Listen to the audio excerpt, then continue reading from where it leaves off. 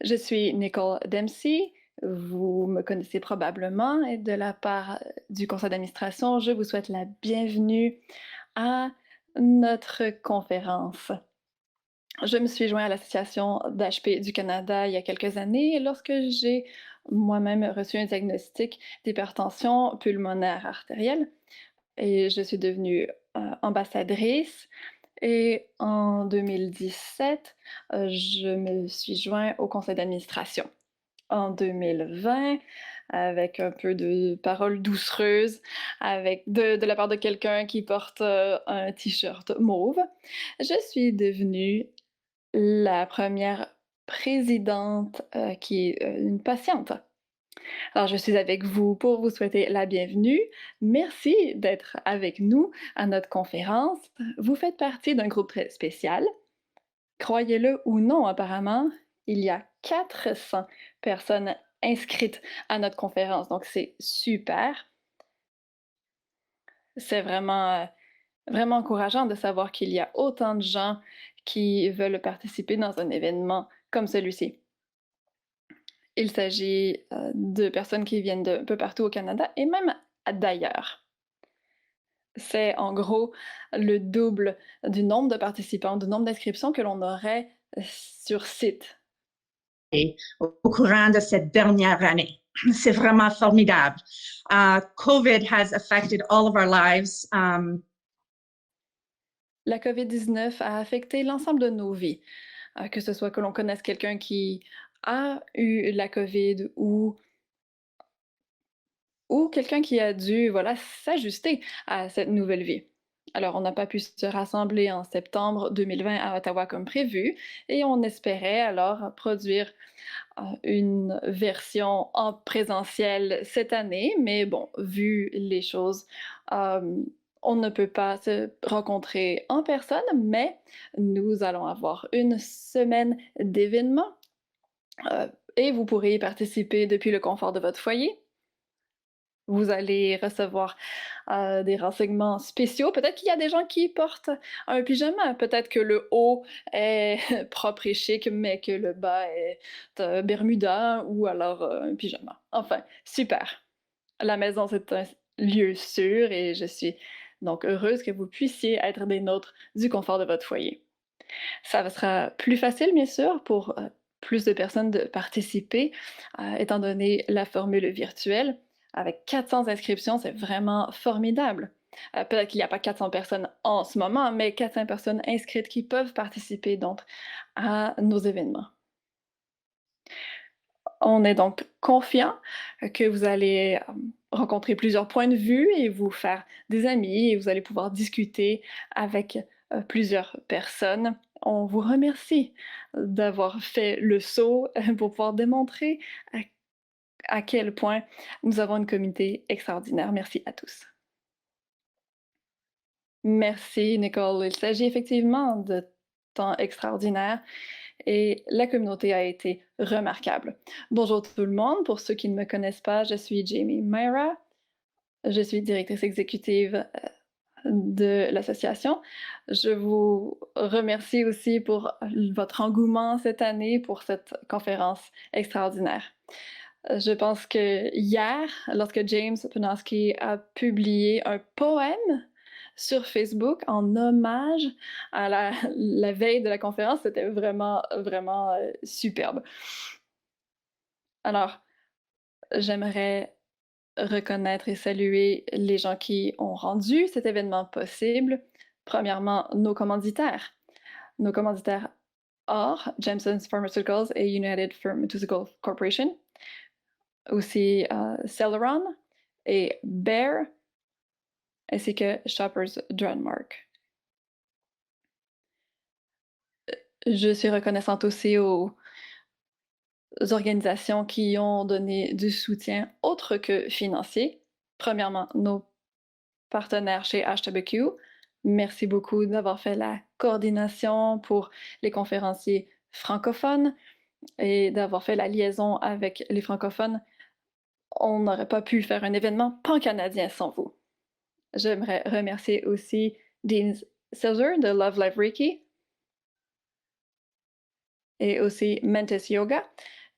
Ils nous ont fourni donc des séances de relaxation pour cette semaine de manière bénévole. Enfin, j'aimerais remercier le comité directeur qui a conçu le programme pour cette semaine. Merci pour votre créativité et votre détermination. Vous avez créé un programme tellement diversifié, le plus diversifié qu'on ait vu. C'est fantastique. Il y a des douzaines de séances dans la semaine qui vient. C'est vraiment, vraiment quelque chose de remarquable. Il y a beaucoup de vos idées qui ont pu être vitalisées de cette manière. Vous avez normalement aussi reçu une brochure par la poste et vous avez reçu donc des petites collations pour, heu pour que vous puissiez en profiter et j'ai même vérifié toutes les étiquettes pour les restrictions alimentaires, sans gluten et cetera.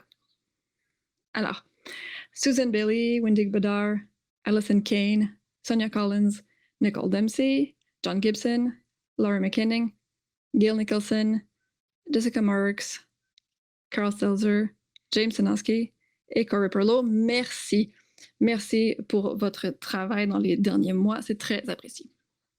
Bien sûr, une conférence ne serait pas possible sans aussi deux autres groupes de personnes. Premièrement, nos conférenciers et modérateurs, merci beaucoup de partager votre temps et votre expertise avec nous.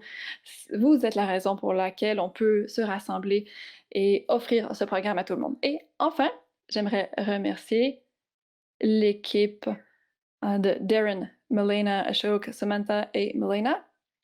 Je sais que vous êtes avec nous, je sais que vous nous écoutez. Alors, on a réussi, on s'est rendu à la ligne d'arrivée. Merci beaucoup pour votre travail extraordinaire. Vous êtes tous nouveaux et vous avez mis la main à la pâte. Vraiment, je suis très fière d'avoir travaillé avec vous. Merci beaucoup pour le travail que vous avez fait et que vous ferez. À présent, on veut prendre un moment pour s'assurer que vous connaissez les fonctions de notre plateforme. On espère que ce sera facile à utiliser. J'espère que vous pourrez vous familiariser un peu avec l'interface. Tout semble bien fonctionner. Alors, quelques étapes. Premièrement, Photo, écrivez une introduction, ajoutez vos noms de médias sociaux. Tout le monde, tout le monde peut vous trouver en ligne ici. Et tout le monde peut vous écrire un petit message aussi.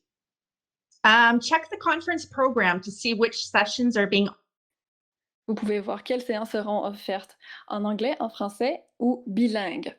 Toutes les séances bilingues auront lieu en même temps. Nous avons des interprètes en simultané. De cette manière, les conférenciers et participants francophones et anglophones peuvent participer pleinement. Je pense que c'est fantastique. La plupart des séances seront enregistrées, donc vous pouvez toujours revenir plus tard pour regarder un enregistrement.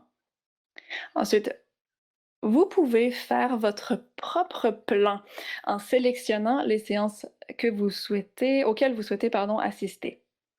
Donc aujourd'hui, vous avez utilisé la plateforme de la conférence. On ne vous enverra pas de lien pour chaque séance individuelle. Alors, référez-vous au site web et cliquez sur le bouton Joindre. Et il semble que l'on a une notification une fois qu'on a cliqué. Vous pouvez vous joindre au groupe de discussion pour partager votre vécu, pour vos idées aussi dans un monde post-pandémie. Je pense que c'est très intéressant, la petite fonctionnalité de discussion.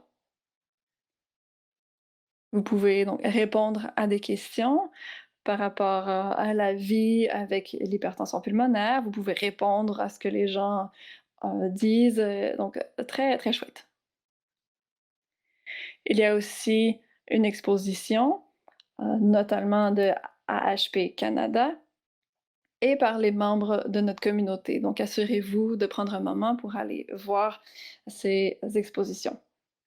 Il y a notamment un hommage à Lucas Van Wormer, Comme vous le savez, on a publié, hem, quelque chose là-dessus. Lucas Van Wormer est décédé. Il était un grand ami aussi de Stephen Wormer.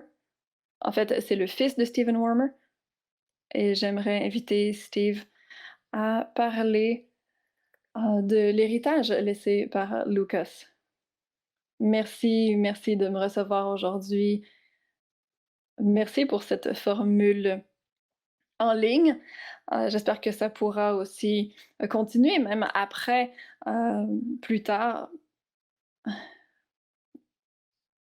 Merci beaucoup. Mmh, je me suis fait beaucoup d'amis par les médecins, les infirmiers, hem et même avec, Lucas qui est décédé, au début mars après 14 ans, heu, de d'HP et de traitement et cetera. Il est décédé et Nicole et Jamie et Sanjay m'ont contacté et on a fait, une entrevue et je vous en remercie. Donc, voilà, ça sera donc dans le hall des expositions.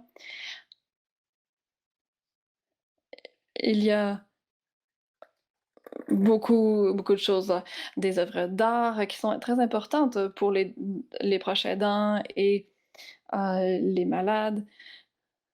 Et on voit par exemple le t-shirt de Sanjay ici, qui est super, mais dans tous les cas, hem, vous verrez donc beaucoup de choses de ce genre, dans, le hall et la galerie et il y en a un dédié à Lucas.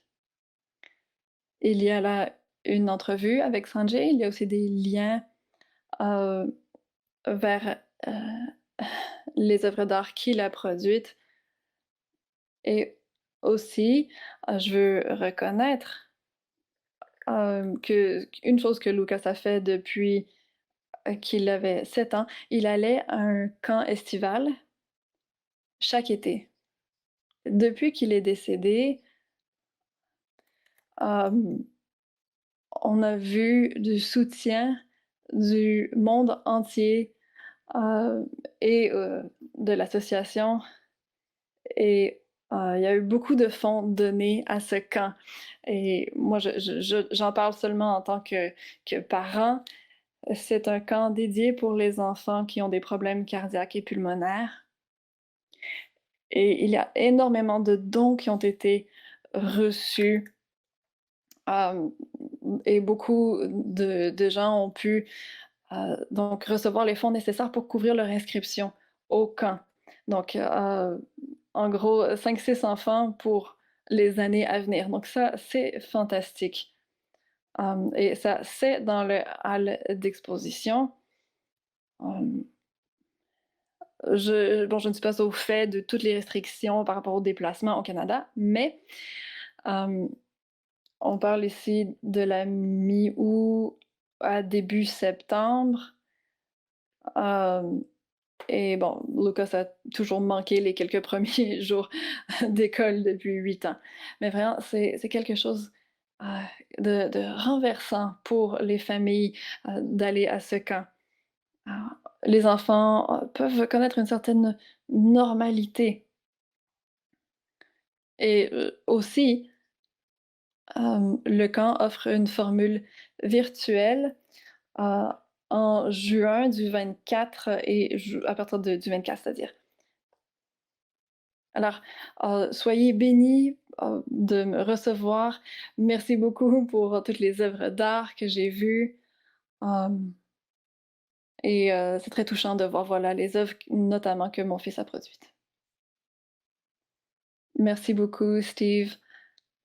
Merci d'être avec nous et merci de partager un peu le vécu de votre famille avec la communauté.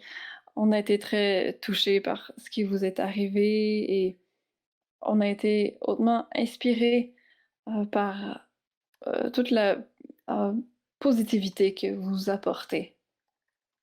Merci et la première personne que j'ai rencontrée, c'est Betty Luojo. Je l'ai entendue, il y a une quinzaine d'années, dans une conférence, je pense et elle avait perdu elle-même un enfant, un très jeune enfant, que parce qu'il n'y avait pas de traitement à ce moment-là et plus tard, elle a perdu heu, un jeune adulte et même un conjoint et il y avait effectivement un facteur, génétique, du côté, de l'hypertension pulmonaire donc, hem, peut-être que certains d'entre vous avez perdu, des proches. Hem, Gardez courage, soyez bénis. Merci, merci Steve. La tragédie que vous avez vécue, pardon, effectivement, vous avez raison, il y a plusieurs familles qui traversent ces mêmes épreuves et quand on se rassemble, bien sûr, on ne peut pas passer sous silence l'absence, des ces disparus. C'est un rappel de la réalité qui vient avec l'hypertension pulmonaire, mais c'est aussi un témoignage des liens qui sont créés grâce à la communauté. Et je veux que tout le monde sache que ce deuil est partagé. On est avec vous, malgré les difficultés. Je peux vous dire, j'ai reçu tellement de messages et j'en reçois encore, de gens partout au pays, d'une côte à l'autre et vraiment je vous remercie beaucoup pour ça. Cette année et demie a été difficile pour tout le monde et en particulier pour la communauté HP. Et j'ai vu énormément de résilience malgré l'isolement, l'anxiété et les menaces qui nous guettent. Les gens se sont épaulés les uns les autres. Et vous en êtes arrivés ici, à ce moment aujourd'hui. On est là, on est ensemble. C'est presque surréel, mais on y est. C'est vraiment fantastique. J'espère que vous aurez un aperçu d'un monde post-pandémie, on va pouvoir continuer effectivement d'utiliser la technologie pour renforcer nos liens les uns avec les autres. Ça ne remplacera jamais, bien sûr, les rencontres en présentiel, mais je pense que va quand même jeter des ponts pour traverser les, les temps entre nos rassemblements en présence. J'ai peut-être développé une peur de prendre les gens dans mes bras maintenant, non. Enfin, merci Steve, merci Jamie, merci Steve en particulier et vraiment d'être, des nôtres aujourd'hui. De rien. Alors avant qu'on passe à nos conférenciers, j'aimerais vous parler de l'événement de samedi prochain. On espère que vous serez des nôtres, donc à 13h heure de l'Est, pour notre atelier bilingue. On va parler de qualité de vie et de soins centrés sur le patient. Ça sera présenté par Jason Weatherall de la clinique de Calgary et de notre expert d'Ottawa. Nous allons ensuite commencer un panel par rapport au traitement émergent. Et c'est toujours intéressant, évidemment, c'est quelque chose qui est toujours intéressant, peu importe votre rôle dans la communauté. Et ça sera avec Steve Provencher qui sera avec certains chercheurs. On va parler des avancées, des progrès en matière d'hypertension pulmonaire ou HP. Et ça va commencer donc à 11h45 samedi prochain, heure du Pacifique. Et je vous garantis que vous ne voudrez pas manquer la séance de clôture. Le Canada a tellement d'experts qui ont une grande incidence positive partout au monde sur l'hypertension pulmonaire. Et je pense qu'on peut avoir beaucoup d'espoir pour l'avenir. À présent, je vous présente deux de nos cliniciens les plus populaires au Canada en la matière. Lorsqu'on l'a choisi, à la COVID-19 comme sujet, bon, évidemment, c'est facile, hein, c'est le sujet chaud. Mais aussi, c'était tout aussi facile de demander à Dr. Granton et à Dr. Mehta. Alors, on va entendre le Dr. Granton en premier. Il est diplômé en pharmacologie et toxicologie de l'Université Western Ontario. Il a fait ses études de médecine à l'Université McMaster. Il a étudié la médecine interne, la médecine respiratoire, les soins intensifs à Toronto. Il a terminé sa formation à l'Université de la Colombie-Britannique. Il est actuellement intensiviste à Toronto et aussi professeur à l'Université de Toronto. Il est le directeur médical de la santé au travail, University Health Network. Ses intérêts de recherche portent sur l'hypertension pulmonaire et les maladies graves. Par la suite, nous entendrons le docteur Mehta. Il était résident à McGill en 1989. Il a fait une formation en médecine interne. Il a produit beaucoup de recherches en pneumologie et il a diplômé voilà, en 1988, comme je le disais, à McGill, fait une formation en médecine interne et en pneumologie. Il a par la suite étudié l'hypertension pulmonaire à McGill et Harvard. Et il occupe les postes de professeur de médecine et pneumologue à l'Université Western London, Ontario. Le Dr Mehta est aussi membre fondateur du conseil d'administration pour notre association. Alors, je me joins à vous pour les accueillir. Alors, John, à vous. Merci, Jamie. Merci, Nicole. Aujourd'hui, thank you very much for the opportunity to speak with you today. Parfait.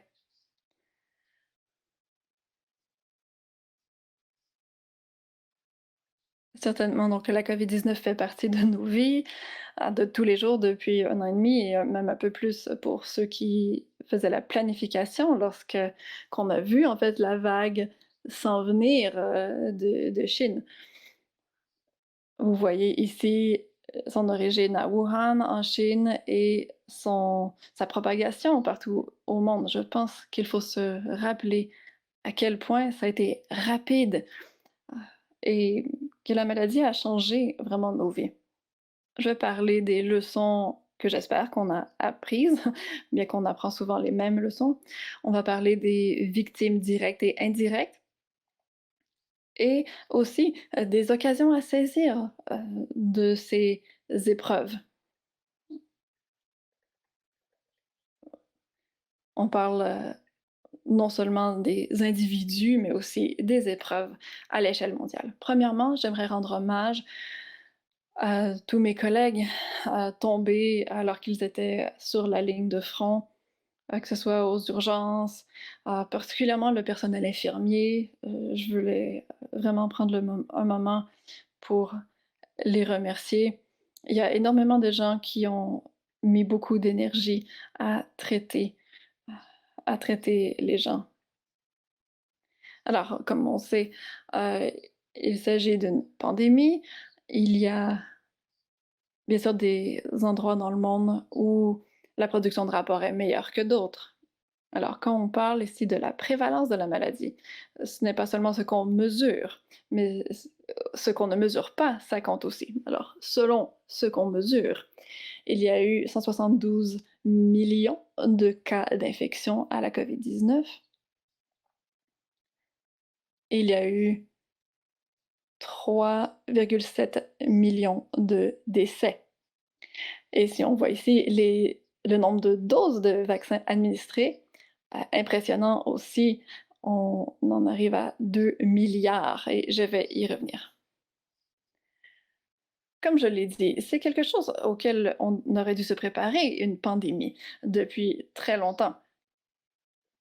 Vous voyez ici une affiche qui date de la grippe espagnole, qui s'est propagée en 1918-19. À ce moment-là, il y a eu beaucoup de critiques par rapport à l'état de préparation et le manque de réponse coordonnée de la part du gouvernement et des régies en santé. On continue même de faire les mêmes erreurs que nous avons commises à ce moment-là. Vous voyez ici les rassemblements qui ont lieu pour le jour du souvenir. Il y a eu, après cela, une flambée du nombre de cas et ça a résulté en beaucoup de décès. Il y a aussi des manifestations de gens qui sont contre les mesures sanitaires. C'était le cas même à ce moment-là. Et c'est important de bien se rappeler qu'il s'agit d'une initiative de la santé publique et non pas d'un problème personnel. Donc oui, certaines libertés doivent être restreintes à cause des circonstances. Il y a des gens, bien sûr, qui ne sont pas d'accord avec cela et qui, malheureusement, en paient le prix personnellement et collectivement. Pour ceux qui aiment le sport, on a vu aussi euh, les effets de la grippe espagnole sur le sport. En fait, l'équipe des Canadiens de Montréal ont connu eux-mêmes une éclosion.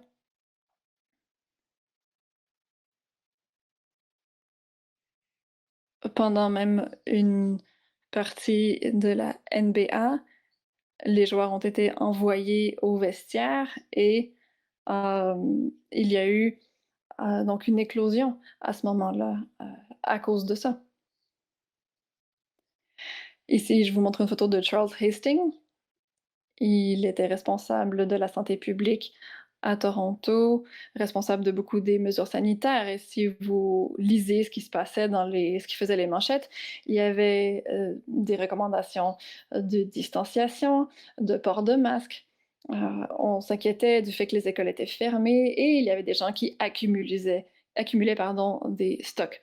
Comme je l'ai dit, on a appris beaucoup de leçons et on a vu les mêmes comportements problématiques aussi, encore cette fois-ci. Pour ceux que ça intéresse, voici un article très intéressant publié dans The Atlantic. Je pense que ça nous fait voir vraiment le point de vue approprié en pandémie par rapport à nos libertés individuelles versus la santé publique, surtout par rapport à la protection de groupes ou protection de la collectivité versus de l'individu. Alors, je pense qu'on va en parler un peu plus tout à l'heure de l'aspect biologique du mécanisme d'action du virus CoV-SRAS-2, le virus responsable évidemment de la COVID-19. Il y a eu des éclosions, notamment du SRAS, et il y a un certain temps, et aussi d'autres coronavirus auparavant. Et les coronavirus ont euh, plusieurs propriétés. Vous voyez ici une imagerie d'un poumon et vous voyez les zones blanches qui devraient normalement être noires. Il s'agit d'une pneumonie subséquente à la COVID-19. Il y a possiblement des incidences sur le cœur parce que le récepteur H2 se trouve sur à peu près l'ensemble des tissus et l'ensemble des vaisseaux sanguins. Donc, non seulement les vaisseaux sanguins, mais aussi les tissus pulmonaires et les tissus du nez et autres peuvent être affectés.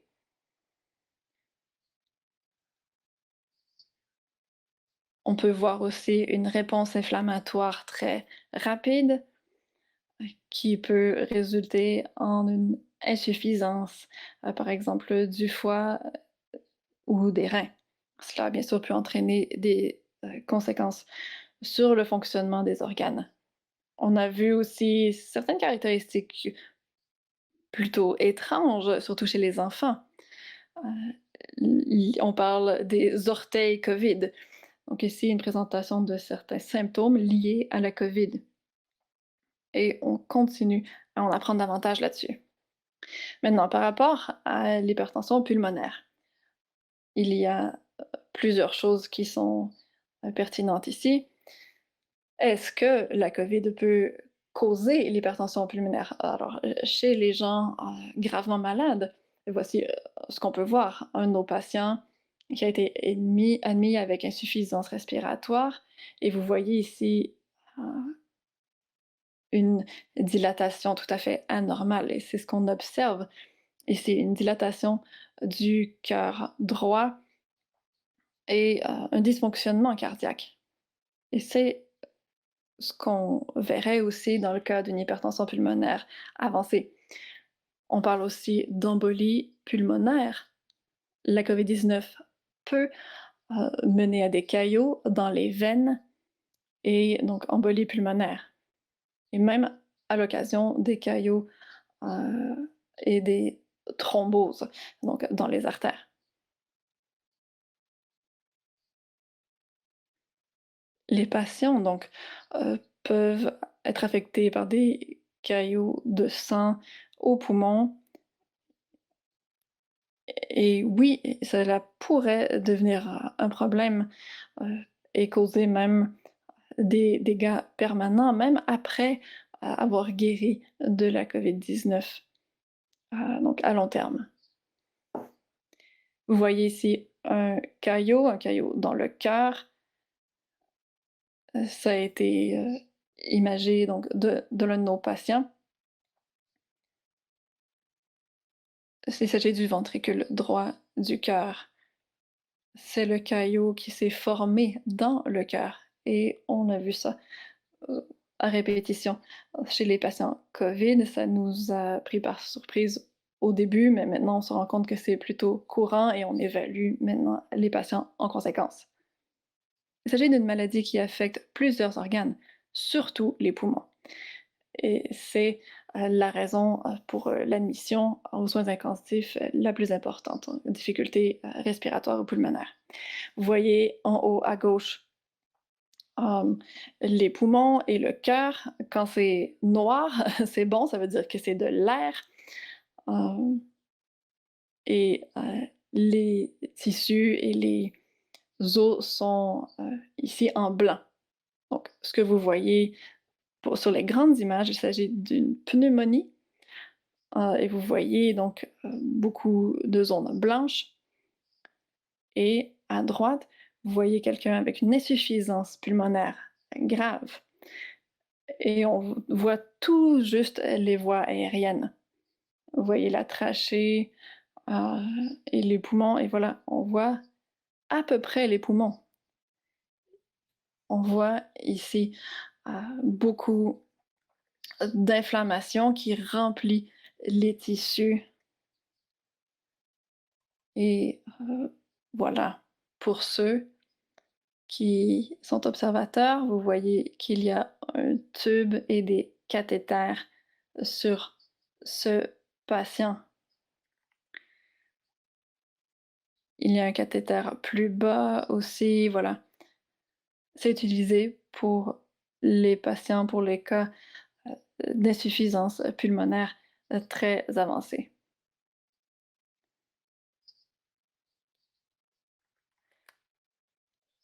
Ici, vous avez un appareil. Ce que ça fait, c'est que ça prend le sang non oxygéné d'une veine et ça nous permet de réoxygéner le sang.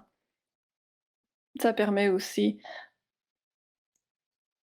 de remettre le sang aux patients. Ça peut être ajusté en fonction de leurs besoins. On peut aussi retirer le dioxyde de carbone et les gens peuvent donc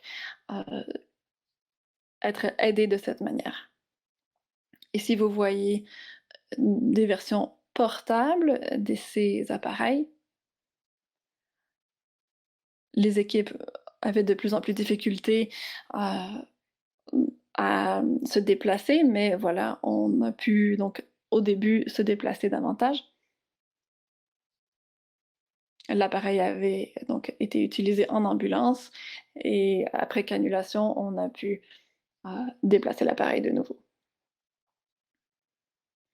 À un moment donné, nous avions 35 cas au département des soins intensifs avec des gens qui utilisaient l'oxygénation extracorporelle par membrane ou ECMO. On en est très fiers, mais c'est très décourageant aussi parce que beaucoup de ces patients sont décédés. Le taux de survie était à 55%. seulement pour ces patients et il y a beaucoup de morbidité liée à la maladie. Dans certains cas, ah, les poumons n'arrivent pas à s'en sortir, voilà. Il y a eu un effet sur le système des soins intensifs. Il s'agissait d'un stress, sur le milieu hospitalier qui a mené donc à beaucoup de fermetures pour protéger le système de santé, parce que le système aurait pu être écrasé par la demande. Vous voyez ici diverses phases de la pandémie. On parle de 2020, jusqu'à 2021 très récemment. Ce qu'on voit ici, c'est qu'il y a une montée, heu pendant la troisième vague. Il s'agit, de jeunes et d'adultes et il s'agit de données qui nous viennent de l'Ontario.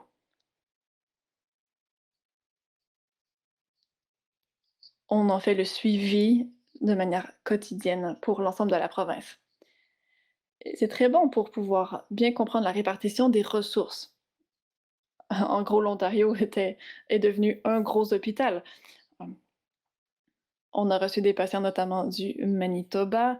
On acceptait, les patients à ce moment-là et on a commencé à organiser les choses de manière très coordonnée et ça, c'est un énorme progrès, heu, pour la gestion des ressources et pour améliorer, aussi la gestion, et la prise en charge des patients. Parce qu'on pouvait trouver un lit de soins intensifs quelque part. Vous voyez ici, à la vague numéro 1, il y a eu une hausse, qui était quand même gérable, à 7 000 patients. Ensuite, dans la deuxième vague, un peu plus difficile et avec la troisième vague, beaucoup plus difficile, parce que c'est là qu'on pouvait vraiment dépasser notre capacité à traiter les patients gravement malades. En plus des effets aigus, il y a des effets à long terme. Les patients atteints de la COVID-19 qui, se rétablissent, ont, parfois des symptômes qui, s'étirent dans le temps. On parle surtout d'effets cardiovasculaires, pulmonaires et neurologiques. Vous voyez ces 2 de mes collègues, heu, qui prennent soin de patients qui, justement, ont des symptômes à plus long terme. Elles sont en charge d'un programme national de suivi des patients post-infection. Angela travaille sur les patients, en communauté et Margaret suit les patients, gravement malades.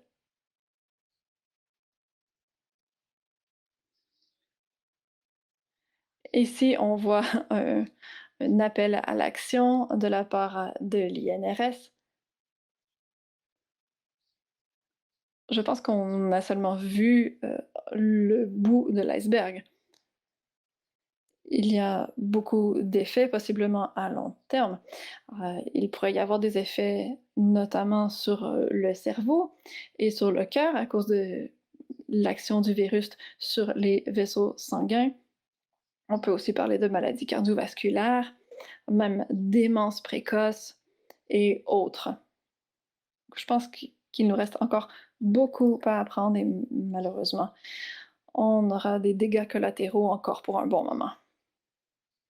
Certains patients, bien sûr, comme je le disais, succombent à la maladie.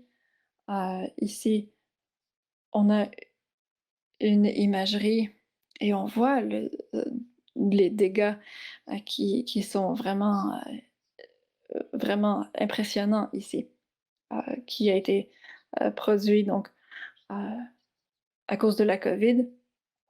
Il y a eu une transplantation, de poumons, mais, beaucoup de patients ont succombé malgré la transplantation.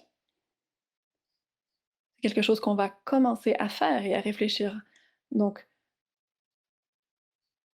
d'envisager, la transplantation. Ça pourrait changer la manière dont on prend en charge, hem, les les cas d'insuffisance respiratoire.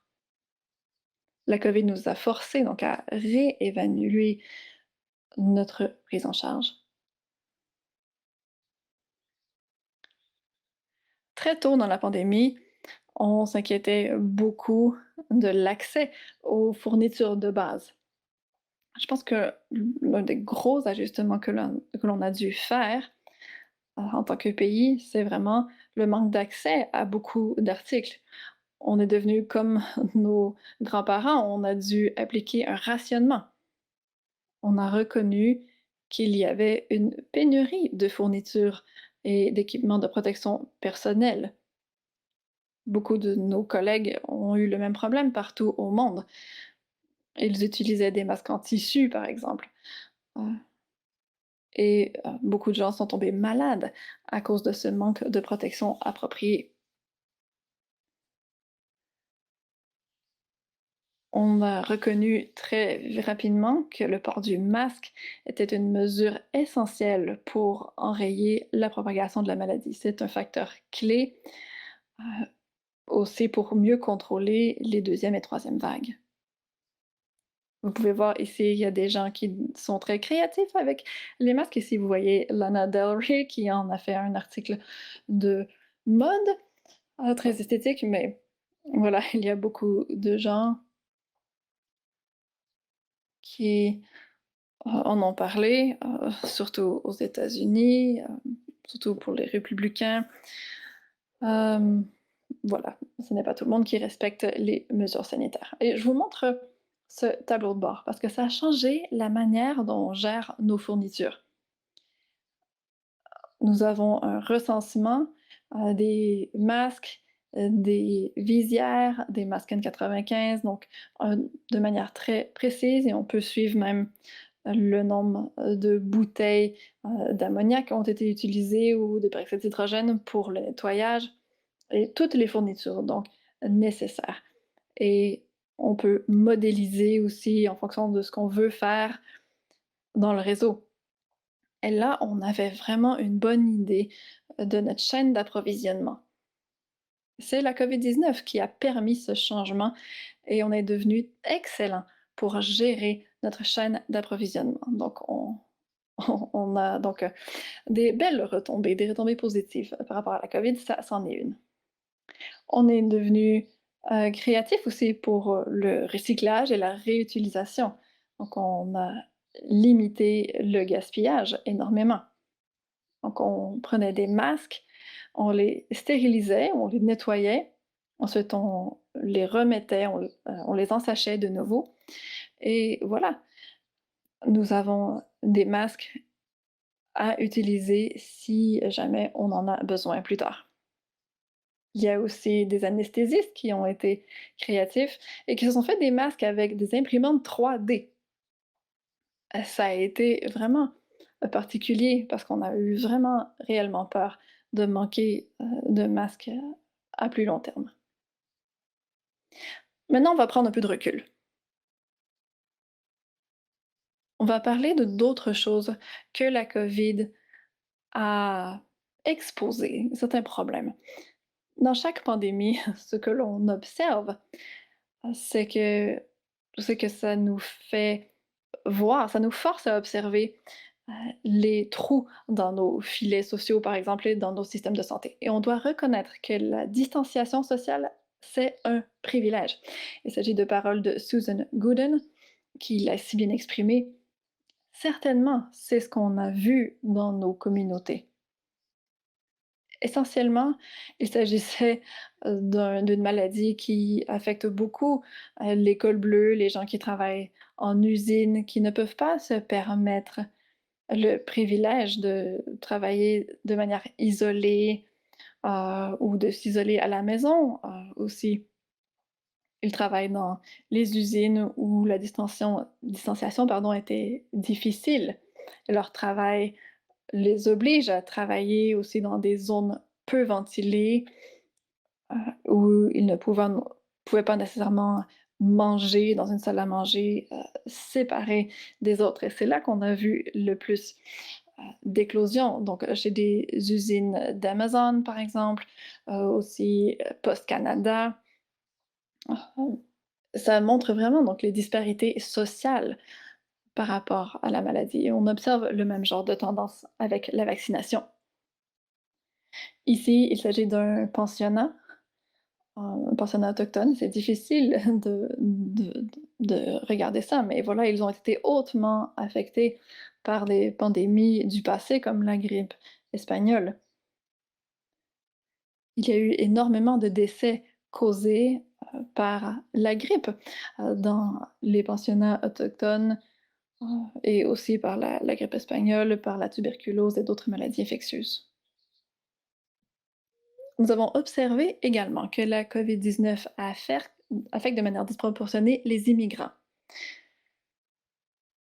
Les personnes qui avaient des difficultés à accéder aux soins de santé, qui, hem, se méfient possiblement des recommandations sanitaires gouvernementales et qui vivent peut-être dans des logements surpeuplés. On a observé ça, aux États-Unis et au Canada.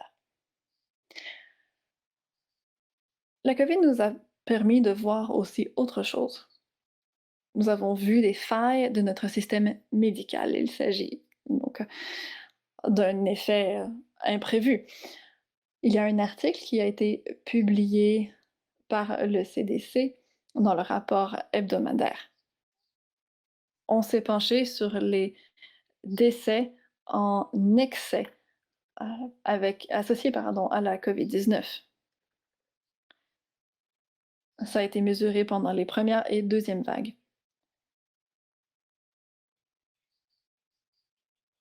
Il y a eu donc 20 000 décès, heu, ici, attribuables à la COVID-19 ou à des dégâts collatéraux. On s'entend que ces chiffres ne reflètent pas nécessairement la réalité. Chez les nations moins développées, ce fardeau serait même encore plus lourd.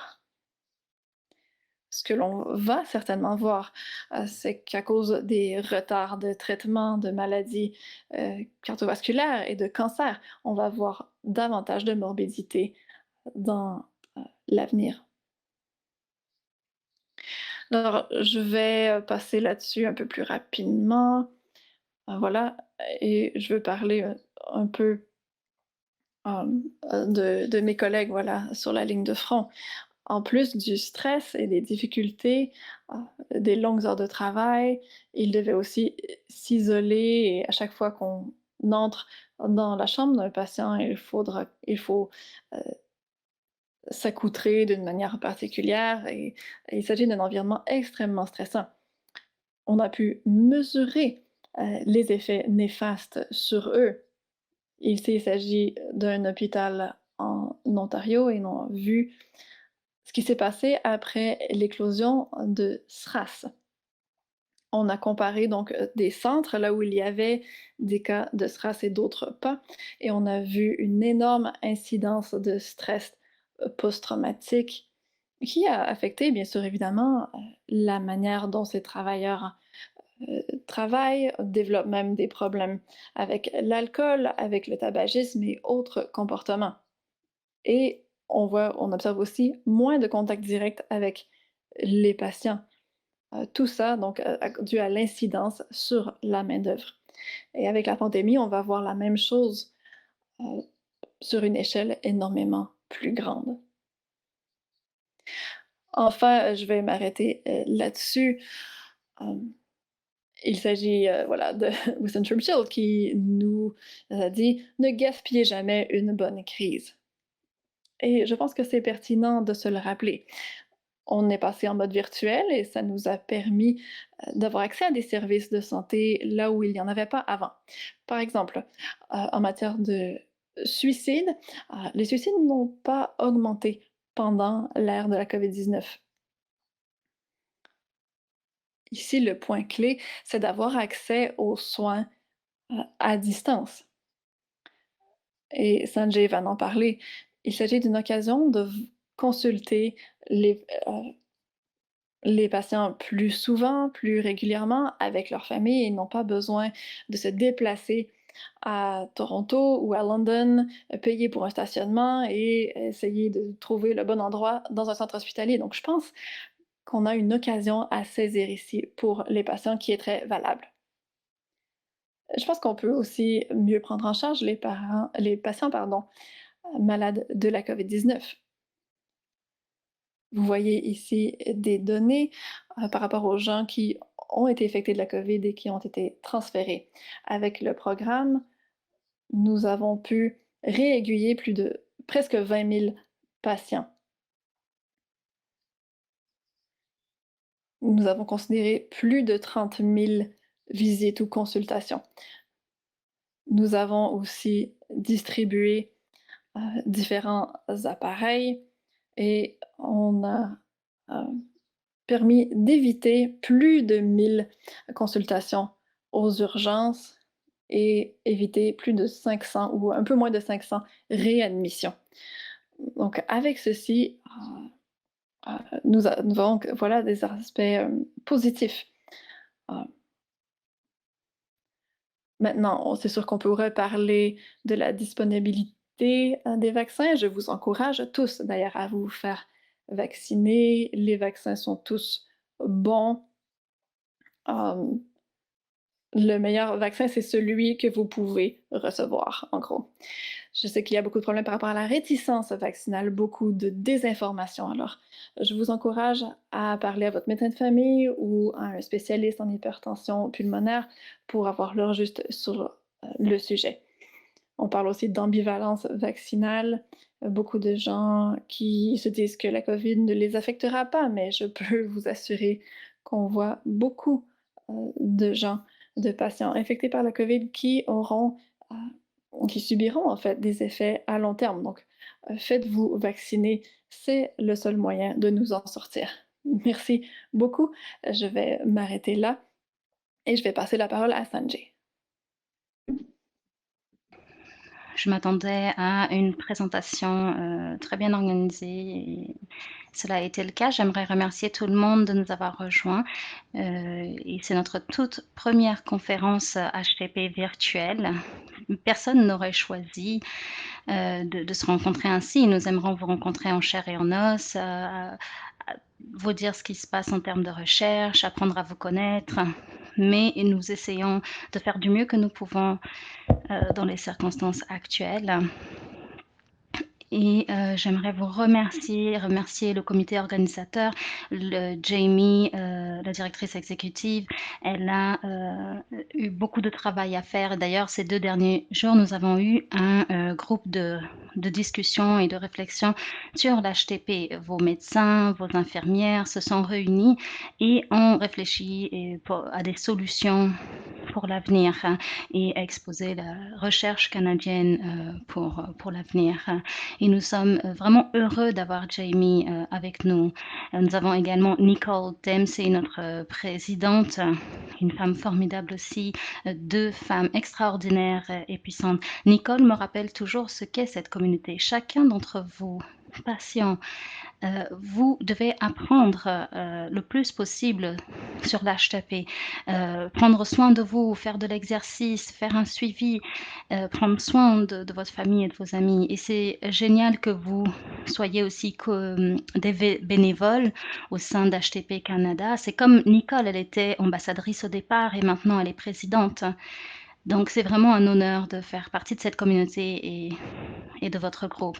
D'ailleurs, parlant d'extraordinaire, j'aimerais vous dire que l'un de mes chandails préférés a été créé par Caris, qui n'avait que 6 ou 7 ans. C'est la fille de Nicole Dempsey et ce chandail est devenu un symbole de notre organisation. J'aimerais également faire une dédicace à un patient qui était vraiment très heureux que nous commencions une rencontre virtuelle. Il s'appelle John de Woodstock et c'est son anniversaire aujourd'hui. Il a 35 ans. Et je voulais donc faire une petite dédicace pour lui. Donc, Dr. Grantian a déjà parlé de cette année ridicule de Covid.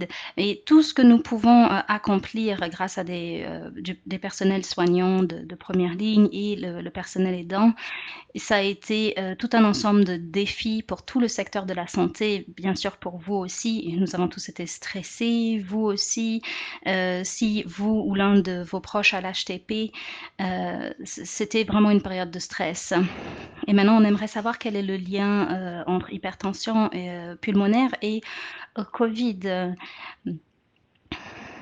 Donc, que ce soit les autres pandémies, la grippe ou la Covid ou peu importe quelle autre pandémie, il faut savoir quel peut être l'impact sur l'HTP.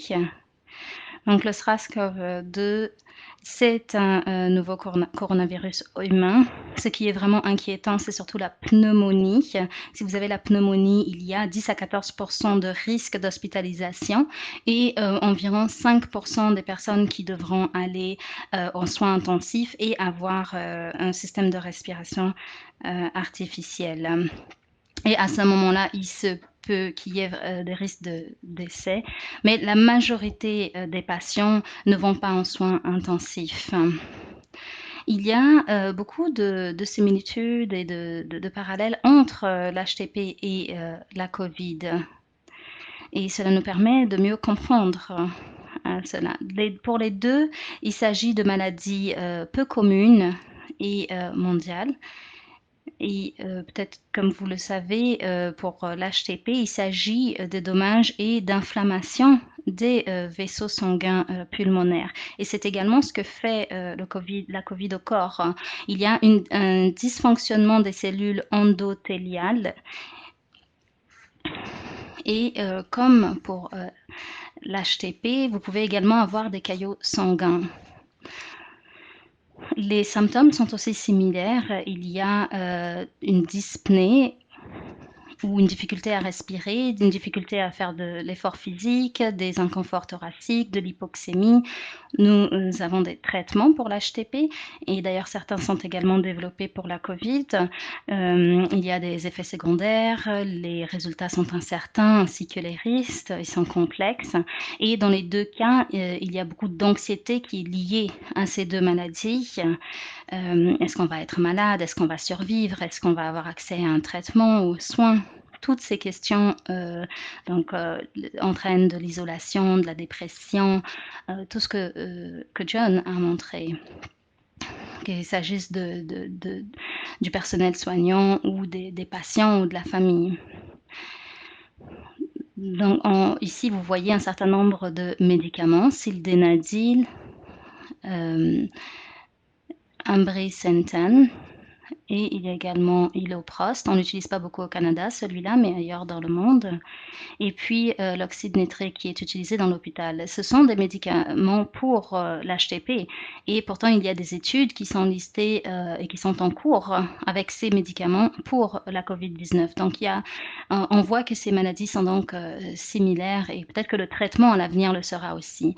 Premièrement, donc première question, est-ce que la COVID-19 peut causer l'HTP? Et la réalité, c'est que oui, c'est possible. Je vous montre ici un graphique pour que vous voyez les 5 catégories d'HTP qui a été élaboré par l'OMS. Donc, concentrons-nous d'abord sur le premier groupe. Il s'agit de l'hypertension artérielle pulmonaire, HTAP, et beaucoup de membres de notre groupe l'ont. On sait qu'il y a beaucoup de causes. Avant, on parlait beaucoup d'idiopathie, c'est-à-dire qu'on ne connaissait pas la cause de l'HTP. Mais maintenant, on sait qu'il y a, par exemple, le virus VIH qui peut causer l'HTAP. Sur le graphique à droite, vous voyez que le virus, tout en haut, peut affecter différents types de cellules dans le corps. Et les cellules vertes au milieu sont des cellules endothéliales. Et ces cellules-là sont endommagées, ne fonctionnent plus correctement. Donc, le VIH peut faire cela. Et le virus SRAS-CoV-2 peut également infecter les cellules endothéliales, tout comme le VIH. Donc, on pense que le VIH peut se développer en HTAP.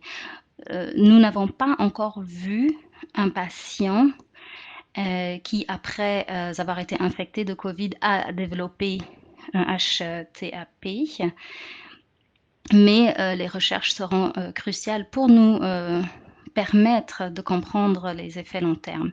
Qu'en est-il des autres groupes, des groupes beaucoup plus communs? Le groupe 2 est un HTP causé par une maladie de la partie gauche du cœur. Et il faut savoir que la Covid peut endommager le cœur, comme causer un myocarde. Et donc si vous avez des dommages au cœur, cela peut entraîner une HTP. Pour le groupe 3, c'est l'HTP associé aux maladies pulmonaires. Si vous avez des maladies pulmonaires, vous pouvez développer une pneumonie sévère, une insuffisance respiratoire et également du tissu cicatriciel après un syndrome de détresse respiratoire aiguë. Après que la COVID se soit atténuée et que les personnes sont en convalescence, il faut savoir que cela peut entraîner une fibrose pulmonaire, c'est-à-dire du tissu cicatriciel dans les poumons. Ensuite, pour le type 4, on sait que la COVID crée des caillots sanguins et lorsque on a des caillots sanguins, ce qui s'appelle aussi une thrombose, cela peut créer de l'hypertension pulmonaire thromboembolique chronique. Donc, il faut savoir que les personnes atteintes d'HTP qui sont infectées par la COVID, sur 24 patients, la plupart vont développer de l'HTP. Donc, par exemple, sur les 24 personnes qui avaient déjà l'HTP, ont eu des symptômes beaucoup plus sévères. Alors que vous voyez que la ligne bleue est en bas, donc le risque est moins élevé pour les personnes qui n'ont pas d'HTP. Donc la présence d'HTP est associée à 35% de risque d'aggravation ou de décès. Donc ici, il y a un rapport sur l'éventualité de la COVID qui entraîne l'HTP. Ici, donc, il y a 11 personnes qui sont décédées. Il y a eu une autopsie sur ces 11 personnes et il y avait des caillots sanguins, sanguins dans les artères des poumons. Donc, cela s'est passé dans les vaisseaux larges. Et cela s'est également passé dans les vaisseaux sanguins les plus petits. Et d'ailleurs, il s'agit des vaisseaux sanguins qui sont impliqués dans l'HTP. Donc, tout en haut à gauche, il s'agit d'un vaisseau sanguin large. C'est entièrement bouché et le poumon se trouve autour.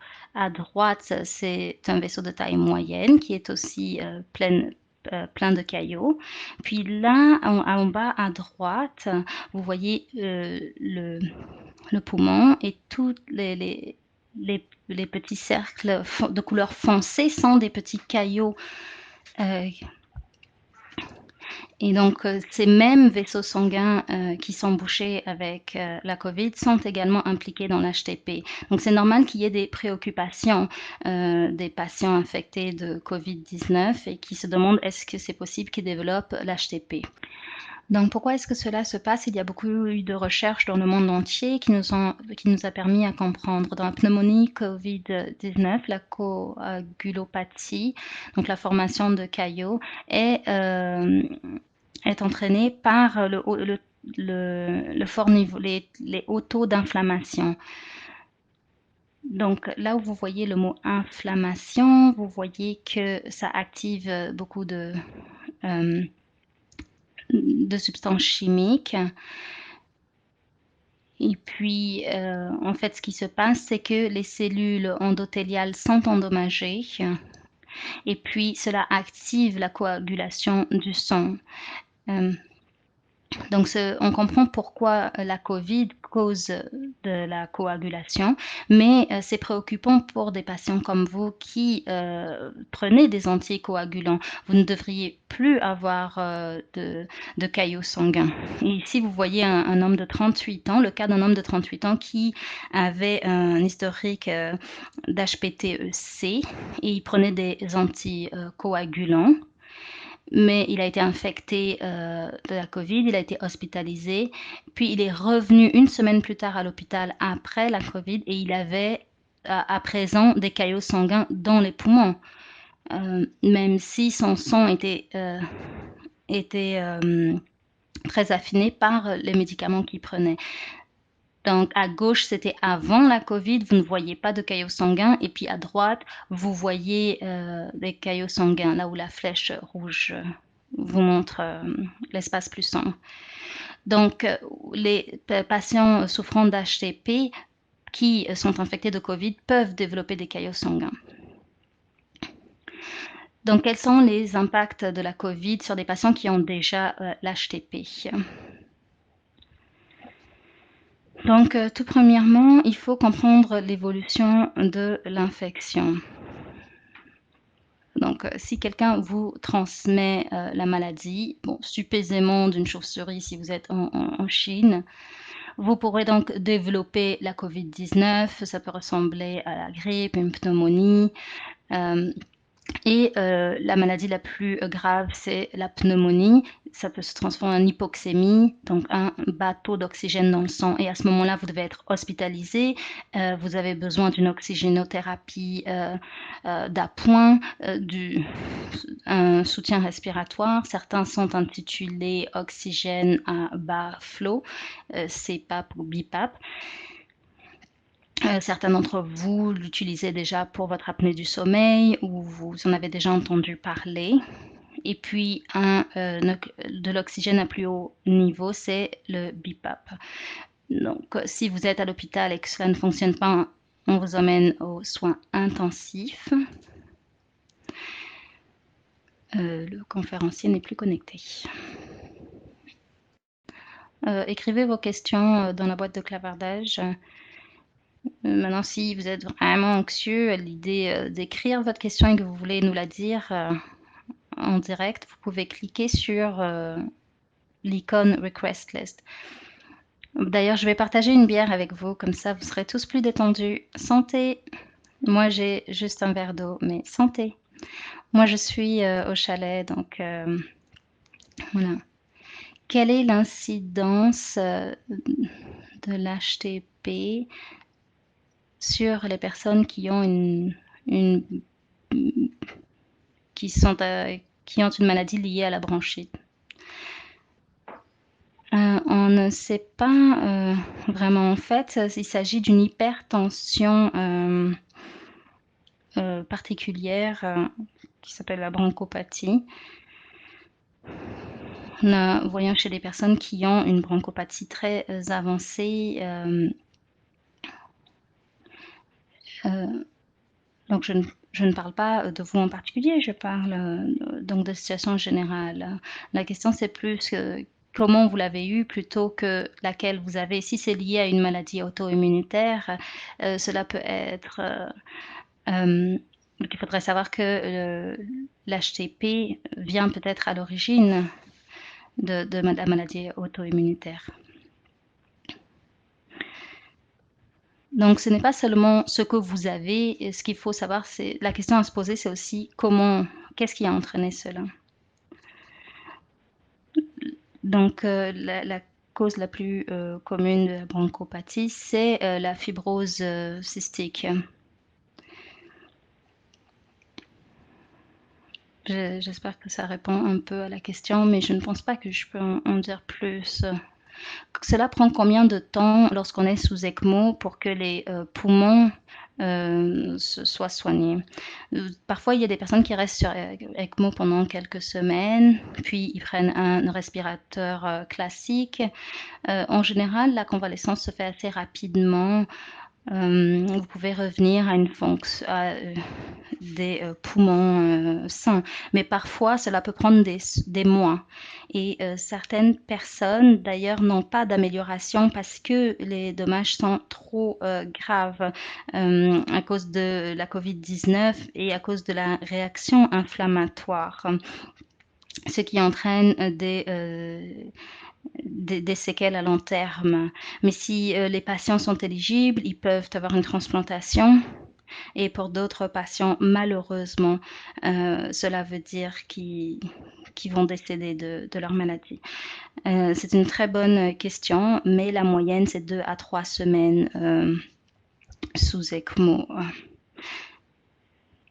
Donc, première question, est-ce que vous avez plus de risques d'attraper la COVID si vous souffrez d'HTAP? Et je pense que la réponse, c'est non, parce que si vous prenez soin de vous, si vous êtes mis en isolation, que vous avez lavé vos mains comme il faut et mis des masques, que vous êtes bien protégé, la réponse est donc non. Ici, c'est une étude venant de 60 cliniques HTP. On leur a demandé: «Est-ce que vos patients ont attrapé la COVID?» Et en fait, il n'y a que 50 patients qui, au moment de l'étude, avaient la COVID. En bas, vous voyez 16 000 et quelques patients, 16 979. Ça, c'est le nombre total de patients dans ces centres. Donc, cela ne correspondait qu'à 2,9 moins d'un patient sur l'ensemble avait la COVID. Donc le risque est quand même bas, parce que lorsqu'on voit le risque pour la population totale, qu'ils aient l'HTP ou pas, c'était 2,4. Donc vous voyez que la différence n'est pas très grande. Donc les patients souffrant d'HTAP n'ont pas beaucoup plus de risque d'attraper la COVID. Et dans certains cas, les patients dans certains États d'ailleurs, c'était en dessous de la moyenne le risque, 1,4 seulement. Et puis dans d'autres régions comme au Québec et ailleurs, ils étaient 4,6. Donc la question la plus importante, c'est si vous avez la COVID, est-ce que vos symptômes seront plus graves? Est-ce que vous aurez besoin d'être en soins intensifs, d'avoir de l'oxygénothérapie, etc.? En fait, au début de la pandémie, il y avait des informations qui allaient dans les deux sens. Certains disaient: «Oui, vous avez plus de risques d'avoir des symptômes graves», et puis d'autres disaient: «Non, vos risques sont peut-être amoindris». Et c'est ça la nature même de la science, c'est que la science change tandis que nous apprenons de nouvelles choses. On ne peut pas donner une réponse absolue, il faut avoir les résultats d'études. Donc à gauche, comme beaucoup d'entre vous, vous savez que l'HTP est une maladie pulmonaire chronique. Est-ce que cela augmente le risque de symptômes sévères en cas de COVID? Donc oui. Ensuite, on a dit que l'HTAP causait également des lésions aux cellules endothéliales et une inflammation des vaisseaux sanguins et des caillots sanguins. Donc la COVID cause également ces mêmes effets. Donc oui, si vous êtes à un âge avancé, que vous avez l'HTP, qu'en plus vous avez d'autres maladies comme la pression artérielle élevée, l'obésité, le diabète, bien sûr, les symptômes de COVID seront plus graves. Parlons maintenant des impacts sur la circulation des poumons. La COVID-19 a un impact et beaucoup de choses que nous devons faire pour soigner les patients de COVID-19 peuvent également empirer la situation si vous avez l'HTP. Par exemple, le soutien respiratoire, CPAP, BiPAP et la ventilation artificielle peuvent aggraver le fonctionnement du ventricule droit. Et donc, bien sûr, il peut aussi y avoir des interactions entre vos médicaments contre l'HTP et les médicaments COVID. Ici, il y a une autre étude. Il y a un centre qui avait 350 patients HTAP. 10% ont eu un diagnostic de COVID. 5 ont eu besoin de respirateurs. Et 7 sont allés à l'hôpital. C'est-à-dire 70%. Et dans la population normale, c'est 10 à 20% d'hospitalisation. Donc, on voit que pour les patients atteints d'HTP, le risque d'hospitalisation est plus élevé. Revenons-en à l'étude américaine. En haut à droite, sur les 50 patients qui étaient atteints de COVID, 15, c'est-à-dire 30% ont été hospitalisés. Donc, il y a en effet un plus grand risque d'être hospitalisé. 11 ont été admis en soins intensifs. C'est élevé, c'est plus que la moitié des personnes hospitalisées qui ont besoin d'être admis en soins intensifs. 6 sont décédés, à peu près... donc 40%, 6 sur les 15 sont décédés. Donc c'est quand même assez élevé. Il y a eu également une étude en Europe qui a étudié 70 patients infectés de COVID. Il y a eu 13 morts. C'est un peu plus élevé que ce qu'on voit chez les patients qui ont la COVID mais qui n'ont pas d'HTP. Donc, on dirait en effet que cela suggère que lorsque vous avez l'HTP, les symptômes peuvent être plus graves. Mais certains d'entre vous peuvent avoir des risques amoindris parce que vous avez l'HTP. Donc, c'est ce que vous voyez à droite, c'est parce que l'enzyme ACE2 est plus basse chez les personnes souffrant d'HTP. Parce qu'il faut savoir que le virus SARS-CoV-2 se lie à ces récepteurs. Et en bas, vous voyez également que les médicaments ciblés contre l'HTP peuvent réduire le risque de COVID grave. Donc ici, vous voyez que les niveaux d'ACE2 sont moins élevés chez les patients souffrant d'HTP. Cela va empêcher le virus d'entrer dans vos cellules et vous allez être moins malade. À droite, vous voyez les petites boîtes bleues. Il s'agit des médicaments que vous prenez contre l'HTP, CCB, PDI et ERA. Et ces médicaments peuvent protéger vos poumons si vous attrapez la COVID. Donc, cela vaut également pour les médicaments ERA. Et cela réduit également l'inflammation parce qu'il bloque cette hormone qui s'appelle ET1 qui crée l'inflammation dans les poumons. Donc c'est difficile pour nous de donner une réponse absolue ou sûre parce que oui, certaines personnes vont tomber très malades et d'autres vont être mieux protégées. Dans tous les cas, on vous recommande donc de suivre les mesures sanitaires. J'aimerais maintenant parler de l'isolation sociale. Nous avons tous été soumis à l'isolation sociale. Cela crée de la dépression, de l'anxiété, le manque de contact, une confiance en soi affectée, être seul chez soi, ne pas être capable de sortir. Ce sont vraiment des éléments de la pandémie auxquels nous faisons tous face. Et d'ailleurs, beaucoup d'entre vous m'ont fait savoir que c'était difficile pour vous, cette situation. Donc, ce n'est pas surprenant. Ici, je vous montre des données d'une étude qui a été menée sur 120 étudiants dans l'épicentre en Chine, incluant Wuhan. Et ici, il y a quelques exemples donc, de l'état d'esprit et mental de ces personnes, des patients d'HTP, souffrant d'HTP et des membres de leur famille. 24% d'entre eux paniquent et 57% pensent qu'il faut vraiment qu'ils se protègent. 3,3% pensaient que c'était la fin du monde. Heureusement, ce n'est pas le cas. Et puis, au milieu, vous voyez ceux qui sont positifs. 63% veulent chérir la vie et puis profiter de la vie. Et c'est important, vous continuez de vivre, vous profitez de votre famille.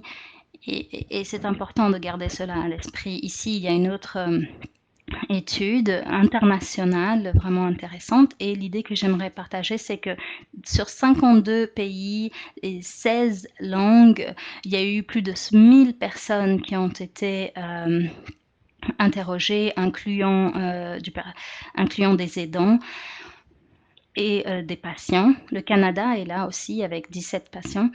Et ce qui n'est pas surprenant, c'est que ce qu'ils ont trouvé, c'est que l'état de santé pendant le confinement est resté stable pour la majorité d'entre eux. 15% disaient que leur état de santé s'est détérioré. Et en bas, vous voyez que sur ceux dont l'état s'est détérioré, la majorité, c'était à cause de la maladie HTP. Mais il y en a qui ont également admis que c'était parce qu'ils ne faisaient rien. C'était un manque d'activité, l'anxiété, dépression, manque de sommeil. Tous ces éléments vont détériorer votre état de santé.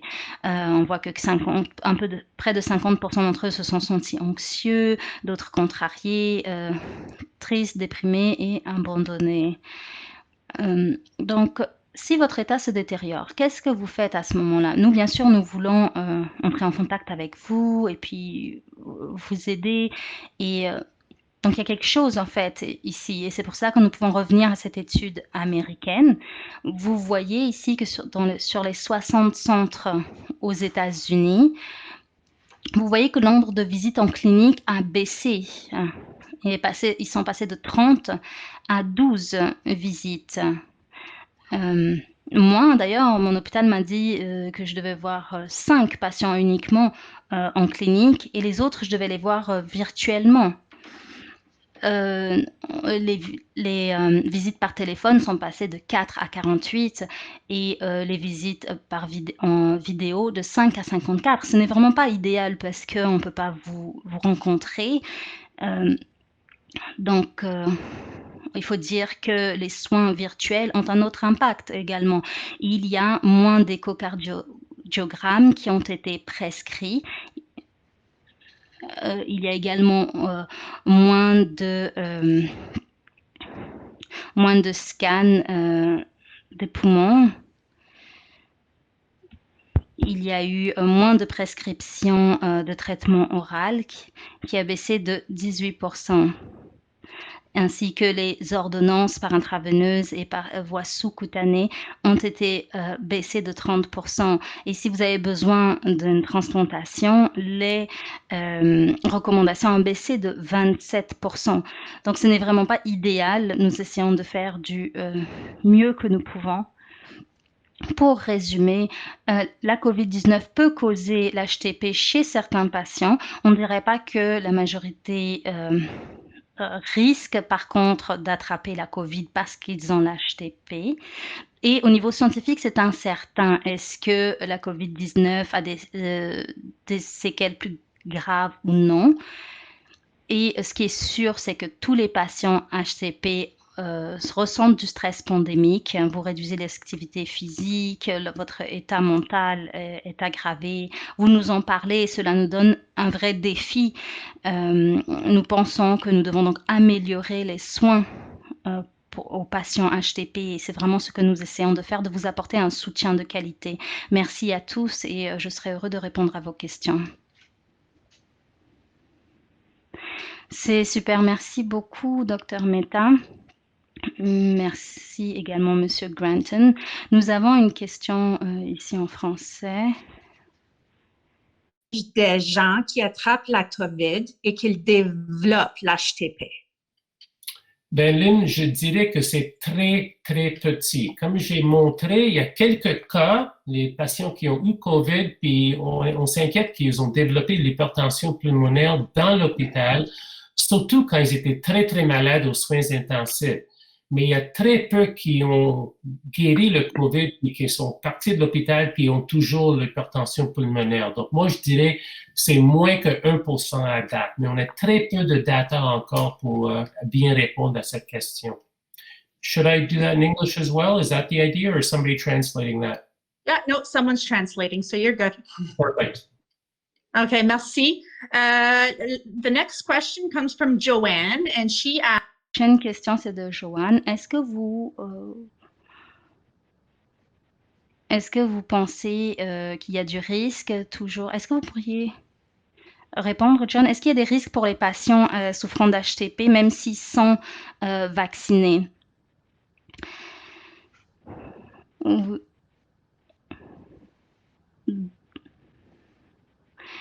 Donc, le variant Delta.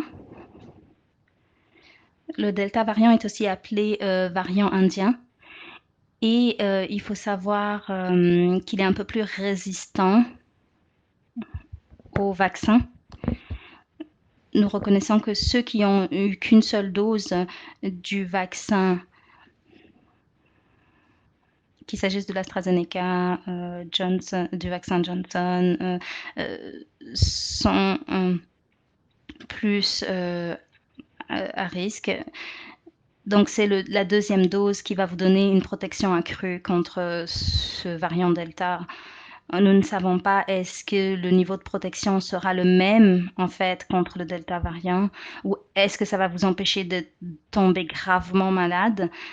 Et c'est là le point crucial. La vaccination ne va pas vous empêcher d'attraper la COVID, mais cela va permettre de diminuer la gravité, l'intensité des symptômes. Donc, ce que nous espérons, c'est que le variant Delta va réagir de la même façon en ce qui concerne l'efficacité du vaccin. Vous allez risquer toujours d'avoir l'infection, donc vous pouvez attraper la COVID, mais les symptômes seront moins graves. C'est cela que nous espérons.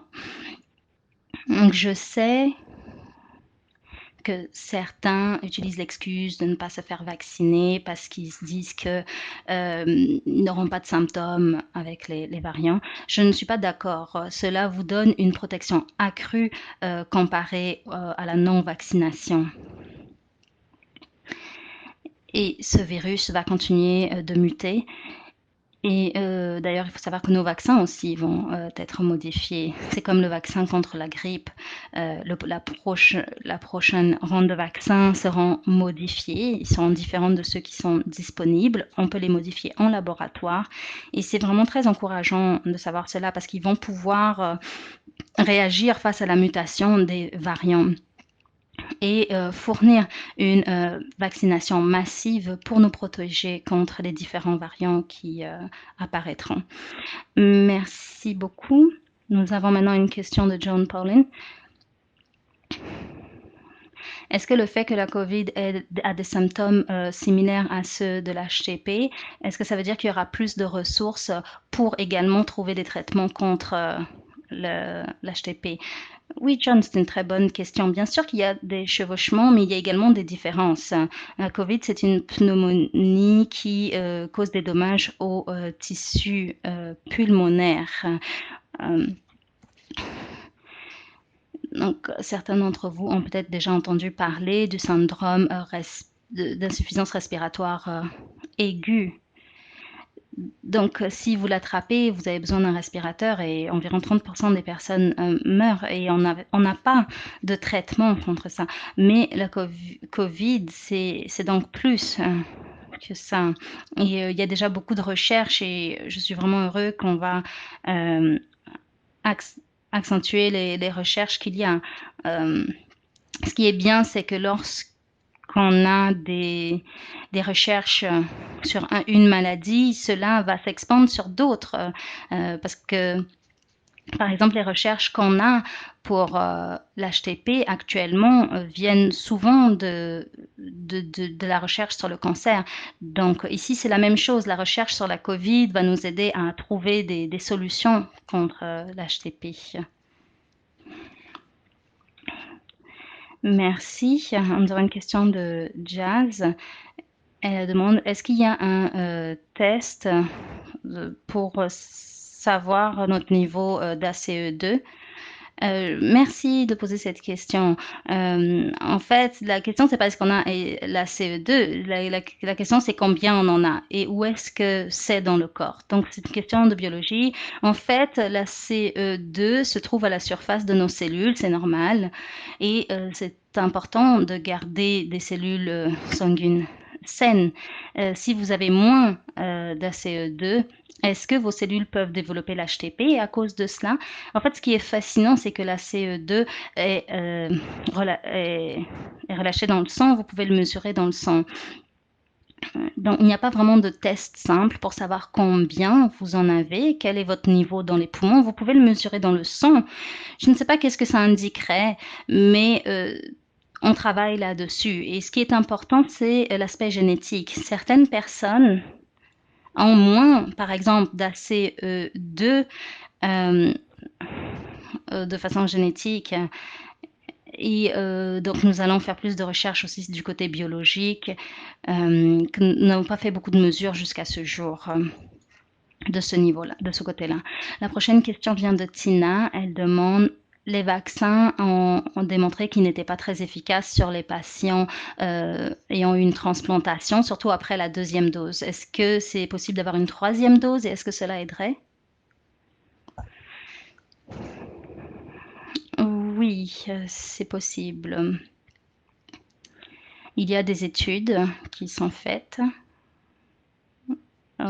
chez des patients qui ont reçu une transplantation et on examine les bénéfices d'une troisième dose de vaccin. C'est des essais cliniques en cours.